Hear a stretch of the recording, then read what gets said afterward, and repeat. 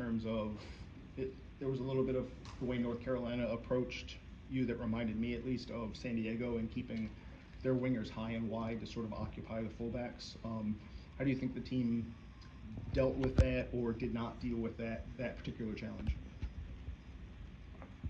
Well, I think today, honestly, we haven't had the game that we were expecting for sure. We need to take this game as a learning. I think behind every game there's a learning, especially when you lose, and we need to identify what happened today. But right now, the feeling that I have is, yeah, especially we know that they wanted to progress through the middle. They want to create numbers inside, dropping the nine with Sanchez, with two midfielders, sometimes also with fullback there inside.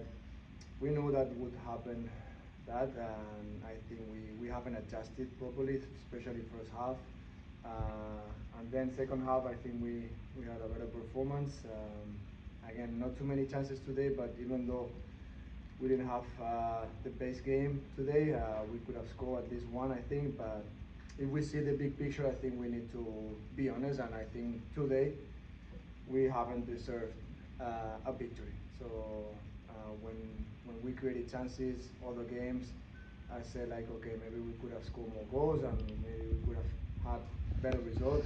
Today, my feeling is we haven't had what we wanted, and it wasn't enough.